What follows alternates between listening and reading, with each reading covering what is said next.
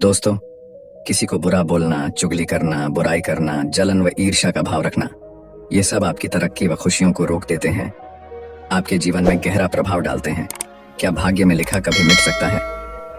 आज की इस सुंदर कहानी में आपको पता चलेगा कि जो कुछ भी हमारे जन्म से पहले लिखा जा चुका होता है, क्या उसको मिटाया जा सकता है? अगर आप यह सब कुछ जानना चाहते हैं तो इस सुंदर कहानी को कृपया अंत तक जरूर सुनें। दोस्तों, यह कहानी बड़ी ही शिक्षाप्रद, महत्वपूर्ण और ज्ञानवर्धक है। मेरा आपसे निवेदन है कि कहानी के अंत तक हमारे साथ में बने रहना। नमस्कार दोस्तों, बोधि थिंक्स बाय यूट्यूब चैनल में आपका दिल से स्वागत है। अब देर ना करते हुए कहानी शुरू करते हैं। प्राचीन समय की बात है। एक गांव में रामू नाम का गरीब किसान रहता था। उसके परिवार में सिर्फ वह और उसकी पत्नी रहती थी। किसान के घर में बहुत समय के बाद एक लड़के का जन्म हुआ। किसान और उसकी पत्नी बहुत खुश थे। सभी आसपास के लोग किसान को बधाई देने के लिए आ रहे थे। एक दिन सुबह का वक्त था। तभी किसान के घर के बाहर से एक साधु ने भिक्षा के लिए आवाज लगाई। किसान के घर में आज खुशी का दिन था, इसलिए उसने साधु महाराज को अंदर बुला लिया और उन्हें बैठने के लिए कहा। जब साधु महाराज बैठ गए तो किसान ने साधु महाराज से कहा, महात्मा जी, हमारे घर में बहुत समय के बाद बच्चे का जन्म हुआ है। आप कृपया करके इसका नामकरण कर दीजिए। साधु ने जैसे ही बच्चे को अपनी गोद में उठाया, तभी साधु ने देखा कि बच्चे की बाजू पर एक चिन्ह बना हुआ है जो राजयोग को दर्शाता है। साधु बच्चे की बाजू के ऊपर चिन्ह देखकर हैरान रह गया। किसान ने जब साधु को हैरान परेशान देखा तो उसने कहा, महात्मा जी, क्या बात है? आप इतना परेशान क्यों नजर आ रहे हो? साधु ने कहा, बेटा, मैं परेशान नहीं हूं, बल्कि मैं तो बहुत खुश हूं, क्योंकि तुम्हारा बेटा बहुत किस्मत वाला है। तुम्हारे बेटे की किस्मत में राजयोग लिखा है। किसान ने कहा, महात्मा जी, मैं आपकी बात समझा नहीं। आप क्या कहना चाहते हो? साधु ने कहा, बेटा, तुम्हारा पुत्र एक दिन राजा बनेगा। इसका विवाह 16 वर्ष की आयु में इस राज्य की राजकुमारी के साथ होगा और फिर यह इस नगर का राजा बन जाएगा। साधु की बात सुनकर रामू बहुत खुश हुआ। जब गांव के लोगों को पता चला कि रामू का बेटा एक दिन इस नगर का राजा बनेगा, तो सभी लोग उसको देखने के लिए आने लगे। एक दिन की बात है। उस नगर का राजा हिरण का शिकार करता करता काफी दूर जंगल में निकल गया, लेकिन हिरण राजा के हाथ नहीं आया। राजा को हिरण का पीछा करते करते प्यास लग गई थी, लेकिन राजा को आसपास कोई नदी या तालाब भी नहीं मिला जहां से वह पानी पी सके। राजा काफी समय से जंगल में इधर उधर घूम रहा था। राजा पानी की तलाश में भटकता हुआ उसी गांव में पहुंच गया जहां रामू रहता था। तभी राजा की नजर एक महात्मा के ऊपर पड़ी। राजा ने महात्मा से पानी मांगा। महात्मा ने राजा को रुकने के लिए कहा और अपनी कुटिया के अंदर से पानी लेने के लिए चले गए। महात्मा ने पानी लाकर राजा को दिया। राजा पानी पीने लगा। पानी पीने के बाद राजा ने देखा कि बहुत सारे लोग बाहर इकट्ठे होकर जा रहे थे। राजा ने महात्मा से उन लोगों के बारे में पूछा तो महात्मा ने कहा, यह सभी रामू के घर जा रहे हैं, क्योंकि उसके घर में एक बहुत ही किस्मत वाला बच्चे का जन्म हुआ है और एक साधु बाबा ने उसके बारे में भविष्यवाणी की है। राजा ने पूछा, बाबा, ऐसी कौन सी भविष्यवाणी की है जिसके कारण सभी लोग वहां जा रहे हैं? महात्मा ने कहा, साधु बाबा ने बताया है कि जब रामू का बेटा 16 साल का होगा तो उसका विवाह इस राज्य के राजा की पुत्री के साथ होगा और उसका पुत्र इस राज्य का राजा बनेगा। महात्मा की बात सुनकर राजा को बहुत गुस्सा आया कि आखिर एक मामूली किसान का बेटा उसकी पुत्री के साथ विवाह कैसे कर सकता है। राजा ने महात्मा से कहा, महात्मा जी, मैं ही इस राज्य का राजा हूं और आप क्या सोचते हो, एक मामूली किसान के बेटे के साथ मैं अपनी बेटी की शादी कर दूंगा? महात्मा ने कहा, राजन, जो इस बच्चे के भाग्य में लिखा है उसे कोई नहीं मिटा सकता। राजा को अपनी ताकत पर बहुत घमंड था। उसने कहा, महात्मा जी, मैं भगवान का लिखा हुआ आपको मिटाकर दिखाऊंगा। महात्मा ने मुस्कुराते हुए कहा, राजन, मैं भी यही हूं और आप भी यही हैं, देखते हैं। राजा ने महात्मा को प्रणाम किया और वापस अपने राजमहल चला गया। रात को राजा को नींद नहीं आ रही थी। वह यही सोच रहा था कि किसी भी हालत में उस साधु की भविष्यवाणी को सच नहीं होने देनी है।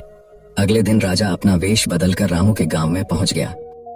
लोगों से पूछता पूछता राजा रामू के घर पहुंचा। राजा ने रामू के घर के बाहर जाकर उसे आवाज लगाई। रामू उसकी आवाज सुनकर घर से बाहर आया और उससे पूछा, आप कौन हो और किस लिए आए हो? राजा ने कहा, मैं सेठ हूं और मेरे खुद के कपड़े का व्यापार भी है और पास के ही गांव में रहता हूं। मैंने लोगों से सुना है कि तुम्हारे घर में एक तकदीर वाला बच्चे का जन्म हुआ है और उसकी किस्मत में राजयोग लिखा हुआ है। रामू ने कहा, हाँ सेठ जी, आपने सही सुना है। राजा ने रामू से कहा, अगर तुम बुरा ना मानो तो एक बात कहूं। रामू ने कहा, हाँ सेठ जी बोलो। राजा ने कहा, तुम अपना बच्चा मुझे दे दो, इसके बदले में मैं तुम्हें बहुत सारा धन दूंगा और तुम्हारे बच्चे का पालन पोषण भी करूंगा। रामू की पत्नी ने कहा, नहीं सेठ जी, मैं अपना बच्चा आपको नहीं दे सकती। राजा ने कहा, तुम एक मामूली से किसान हो, तुम अपने बच्चे का पालन पोषण अच्छी तरह से कैसे कर सकोगे? रामू ने सेठ की बात सुनकर कहा, हाँ सेठ जी, आप ठीक कहते हो, हम इस बच्चे का पालन पोषण अच्छी तरह से नहीं कर सकेंगे। रामू की बात सुनकर उसकी पत्नी ने कहा, ठीक है सेठ जी, मैं आपको अपना बच्चा देने के लिए तैयार हूँ, लेकिन जब यह 16 साल का हो जाएगा तब आप मुझे इसे वापस कर दोगे। राजा ने कहा, हाँ ठीक है, जब तुम्हारा बच्चा 16 वर्ष का हो जाएगा तो मैं इसे तुम्हें वापस कर दूंगा। यह कहकर राजा ने बच्चे को ले लिया और वहां से चला गया। राजा अपने साथ बच्चे को लेकर एक नदी पर पहुंचा। राजा ने सोचा था कि वह बच्चे को नदी में छोड़ देगा और उसकी मृत्यु हो जाएगी, लेकिन बच्चे का मासूम चेहरा देखकर उसको नदी में छोड़ने की हिम्मत नहीं हुई। बहुत सोचने के बाद राजा ने लकड़ी का एक संदूक लिया और बच्चे को संदूक में बंद करके पानी में बहा दिया। राजा ने सोचा संदूक गहरी नदी में जाकर अपने आप ही डूब जाएगा और यह बच्चा मर जाएगा। ये सोचकर राजा अब निश्चित होकर वापस राजमहल में चला गया कि अब यह बच्चा वापस नहीं आएगा और मेरी बेटी के साथ इसकी शादी भी नहीं होगी। मैंने भाग्य का लिखा हुआ मिटा दिया। उधर वह संदूक बहता हुआ एक नदी के किनारे पर पहुंचा, जहां पर एक धनवान सेठ सूर्य देवता को जल चढ़ा रहे थे। उस सेठ ने जब संदूक को खोलकर देखा तो उसके अंदर एक बच्चे को देखकर वह हैरान हो गए। उस सेठ की कोई संतान नहीं थी। सेठ उस बच्चे को अपने घर ले गया। सेठ की पत्नी बच्चे को देखकर बहुत खुश हुई। उसने जब सेठ से पूछा कि यह बच्चा किसका है, तो सेठ ने उसको बच्चे के बारे में बताया कि कैसे वह उस नदी में बहता हुआ मिला है। सेठ और उसकी पत्नी ने बच्चे के लिए भगवान को हाथ जोड़कर धन्यवाद किया। अब वह बच्चा सेठ के घर में पलने लगा। सेठ ने उस लड़के का नाम सूरज रखा था। इसी तरह धीरे धीरे 16 वर्ष बीत गए। सूरज बहुत ही समझदार और बुद्धिमान था। एक दिन सूरज को अध्यापक पढ़ा रहा था। अध्यापक जो कुछ भी पूछता, सूरज तत्काल उसका जवाब दे देता। यह देखकर अध्यापक ने सूरज को कहा, तुम तो बहुत ही समझदार और ज्ञानी हो, तुम आगे चलकर बहुत बड़े आदमी बनोगे। अध्यापक सूरज की प्रशंसा कर रहा था कि तभी वहां से वही राजा गुजर रहा था जो किसी दूसरे राज्य में किसी काम से जा रहा था। राजा ने जब सूरज की तरफ देखा तो राजा वहीं पर रुक गया। राजा ने सूरज से पूछा, बेटा तुम कौन हो और कहाँ रहते हो और तुम्हारे पिताजी का नाम क्या है? सूरज ने कहा, महाराज मैं सेठ हीरालाल का पुत्र हूँ। यह पूछकर राजा वहां से चला गया। अपना कार्य करने के पश्चात राजा जब वापस आया तो वह सेठ हीरालाल के घर गया और उसने हीरालाल से कहा, तुम्हारा बेटा बहुत ही समझदार और बुद्धिमान है। सेठ हीरालाल ने राजा की बात सुनकर कहा, महाराज मैं उसका असली पिता नहीं हूँ, मैंने तो उसे सिर्फ पाला है, लेकिन वह मेरे लिए बेटे से भी बढ़कर है। राजा ने सेठ हीरालाल से पूछा, क्या यह लड़का आपका पुत्र नहीं है? तो फिर यह लड़का आपको कहां से मिला?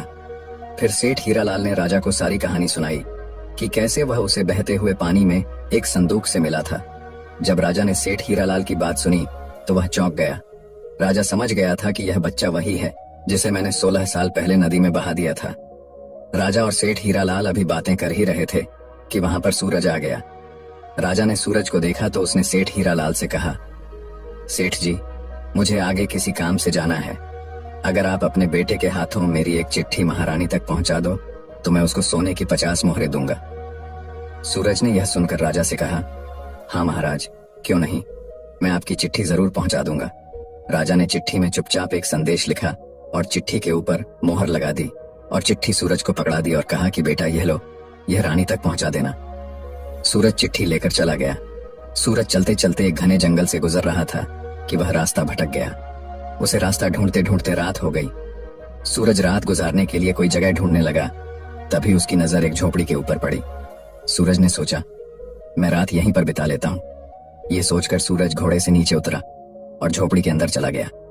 जब सूरज अंदर गया तो उसने देखा कि एक बूढ़ी औरत खाना बना रही थी। बूढ़ी औरत ने सूरज को देखा तो उससे पूछा कि बेटा तुम कौन हो और बिना इजाजत अंदर क्यों आए हो? सूरज ने अपने बारे में बताया कि वह रास्ता भटक गया है, इसलिए रात गुजारने के लिए यहाँ पर आया है। सूरज की बात सुनकर बूढ़ी औरत को उसके ऊपर दया आ गई, लेकिन फिर बूढ़ी औरत ने सूरज से कहा बेटा, तुम्हारा यहाँ पर रुकना ठीक नहीं है, क्योंकि यह डाकुओं का अड्डा है। अभी कुछ ही देर में डाकू आने वाले हैं। यदि उन्होंने तुम्हें यहाँ देख लिया तो तुम्हारे लिए परेशानी खड़ी हो जाएगी। सूरज ने कहा, लेकिन माताजी, इतनी भयानक रात में मैं कहीं और जा भी नहीं सकता। अगर मैं बाहर गया तो जंगली जानवर मुझे खा जाएंगे। इससे अच्छा है मैं यहाँ कोने में जाकर लेट जाता हूँ। यह कहकर सूरज कोने में जाकर लेट गया। कुछ समय के बाद डाकू अपने घर वापस आए। डाकुओं ने जब घोड़े को बाहर देखा तो सूरज बूढ़ी माता से उसके बारे में पूछा। बूढ़ी माता ने उनको बताया कि इसका का नाम सूरज है। यह बहुत ही नेक दिल बच्चा है और यह राजा के काम से राजमहल जा रहा है। जब डाकुओं ने यह सुना तो उन्हें कुछ संदेह हुआ। वह राजा की हरकतों के बारे में जानते थे, इसलिए उन्होंने सूरज की जेब से चिट्ठी निकाली और उसे पढ़ने लगे। जैसे ही डाकुओं ने वह चिट्ठी पढ़ी तो वह सब समझ गए। बूढ़ी माता ने उनसे पूछा, चिट्ठी में क्या लिखा है? उनमें से एक डाकू ने बताया कि चिट्ठी में लिखा है कि जैसे ही यह लड़का तुम्हारे पास पहुंचे, इसको उसी समय मरवा कर कहीं दूर दफना देना। यह काम मेरे पहुंचने से पहले हो जाना चाहिए। बूढ़ी माता ने जब यह बात सुनी तो बोली, यह राजा कितना दुष्ट है, जिसके हाथों चिट्ठी भिजवा रहा है, उसी को मरवाने का आदेश भी दे रहा है।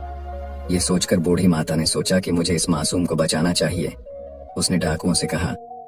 तब डाकुओं ने दूसरी चिट्ठी लिखकर उस चिट्ठी से बदल दी और वापस सूरज की जेब में रख दी। इसके बाद डाकू वहां से चले गए। सुबह होते ही सूरज उठा और बूढ़ी माता को धन्यवाद देकर वहां से चला गया।